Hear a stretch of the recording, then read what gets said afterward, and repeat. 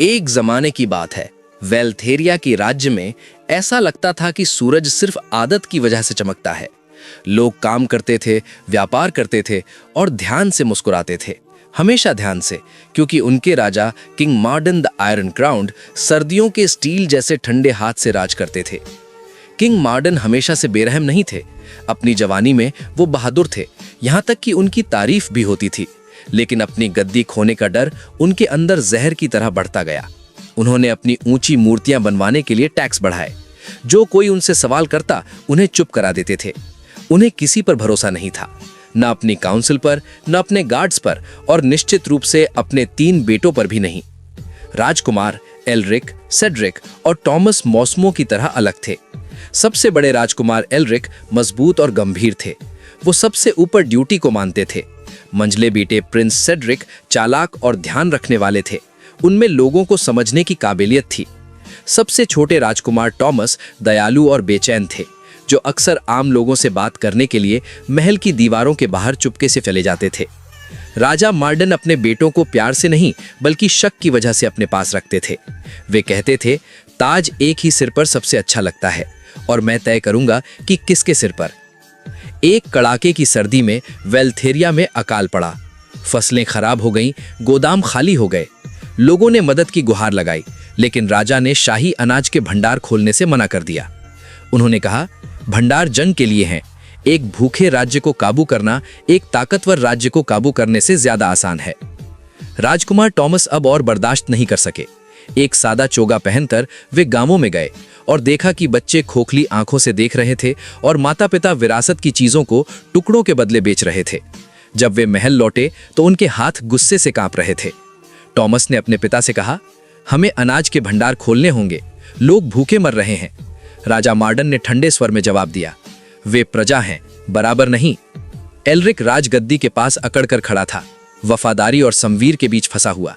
Cedric चुपचाप देख रहा था, उसका दिमाग घड़ी के गियर की तरह घूम रहा था। उस रात तीनों भाई चुपके से मिले। एल्रिक ने कहा, अगर हम खुलेआम उसकी बात नहीं मानेंगे तो वो इसे देशद्रोह कहेगा।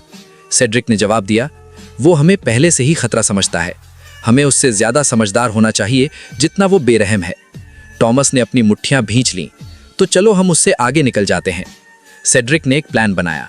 उसने अमीरों में ये बात फैला दी कि पड़ोसी राज्य वेल्थेरिया की कमजोरी को सुनकर हमला करने की तैयारी कर रहे हैं। दरबार में दहशत फैल गई। अमीरों ने राजा से लोगों को मजबूत करने की गुजारिश की, उन्हें तैयार करने, उन्हें खिलाने, उन्हें हथियार देने की। एल्रिक, जिसका नाइट सम्मान करते थे, चुपचाप ये पक्का किया कि शाही गार्ड्स की वफादारी बगावत की तरफ ना हो बल्कि राज्य की सुरक्षा की तरफ हो। इसी बीच टॉमस ने शहर के लोगों को इकट्ठा किया, दंगा करने के लिए नहीं बल्कि चुपचाप विरोध में खाली कटोरे लेकर महल के गेट पर शांति से खड़े होने के लिए। हर तरफ से अशांति का सामना करते हुए अमीर लोग परेशान, पहरेदार हिचकिचाए और नागरिक एकजुट। राजा मार्डन को लगा कि उनका कंट्रोल खिसक रहा है। सालों में पहली बार डर ने उन्हें जकड़ लिया। तुम मेरे खिलाफ साजिश कर रहे हो, उन्होंने अपने बेटों पर इल्जाम लगाया। हम तुम्हारे राज्य की रक्षा करते हैं, एल्रिक ने मजबूती से जवाब दिया। सेड्रिक आगे बढ़ा, जो राजा अपने लोगों को भूखा रखता है वो खुद कमजोर होता है।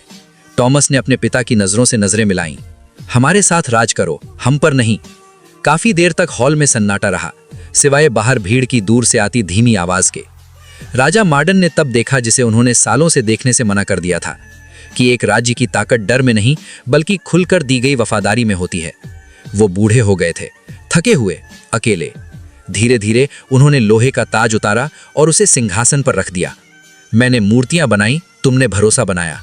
राजा मार्डन ने उस दिन गद्दी छोड़ दी, उस सिंहासन से पीछे हट गए जिसकी उन्होंने इतनी सख्ती से रक्षा की थी।